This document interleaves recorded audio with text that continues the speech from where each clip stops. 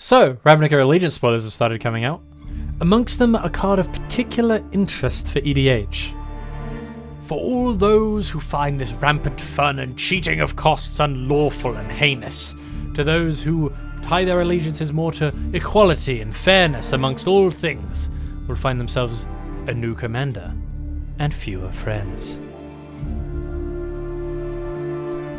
Lavinia, AZORIUS Renegade, is a 2/2 for a white and a blue. In addition, she has 2 abilities.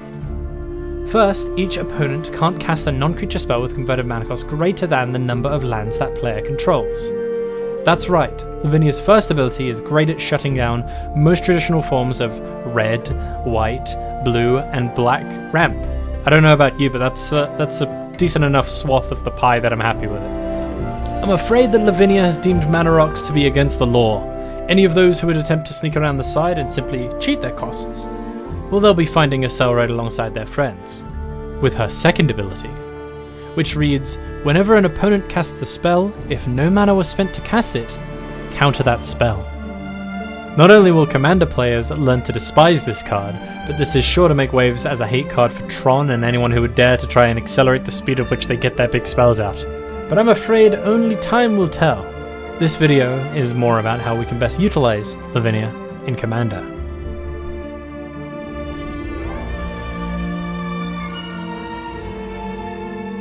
One of the reasons Lavinia immediately hit me as a potential commander was these few spells that immediately jumped into my head when I saw her.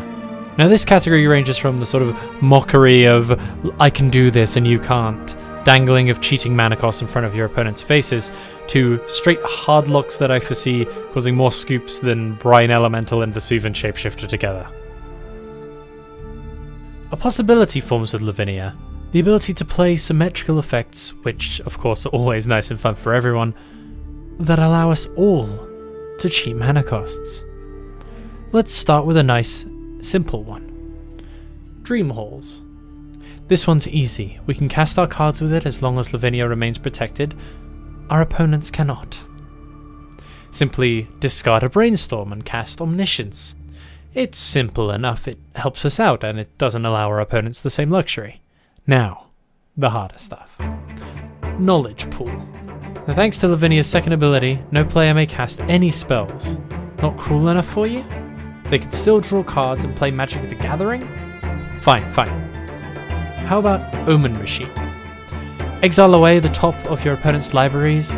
Sure, they can still cast cards from their hands to remove it, but what else are counter spells for? And it has the added benefit of them not drawing any cards. Another great one here is Eye of the Storm. Asymmetrically functioning somewhat similar to Knowledge Pool, but only for instants and sorceries. For some lighter effects simply mocking our opponents with the fact that we can and they cannot, there is As Foretold, Omniscience, and Mind's Dilation. But our opponents can still get creatures down on the board. How do we truly stop them from playing Magic? Well, that's where our Hate Bears and our Protection come in. Our Hate Bears are low cost enough that they tax our opponent's spells in the early game and buy us time to lock down the game. Things like Aura of Silence, Containment Priest, Hushwing Gryph, or Thalia. Our opponents are already restricted from playing spells with CMC higher than the number of lands they control. Now we're also policing taxes on their creatures, and what is a police force without taxation effects? We will also employ methods of keeping ourselves safe, of course. Ghostly Prison, Propaganda, and Sphere of Safety will halt any attacks from small creatures, and Guafa Hazid will prevent any of the real threats from striking. These work in great combination with Luminarch Ascension, which is one of the main ways to overwhelm the board if you can reach its criteria.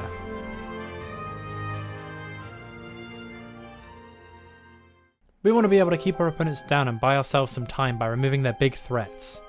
That's where our hefty supply of removal and board wipes will keep us safe.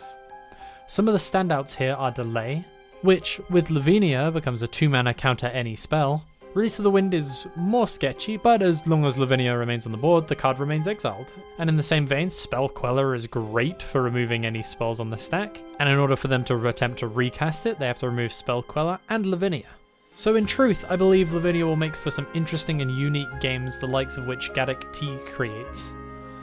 Perhaps in some time she'll grow as hated as Grand Arbiter, but until she is, I hope you all have fun being the only ones who are.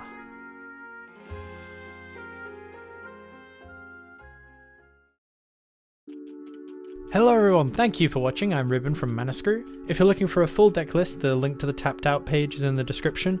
I'm very excited for the new set, and if you have any questions or requests for what topic or card you'd like me to cover next, please leave them down in the comments. Likes and subscriptions are always helpful if you feel they're deserved, and I'll see you in the next video, whenever that is. My last proper video was on Pokemon cards, and was in October 2017. So yeah, more magic content.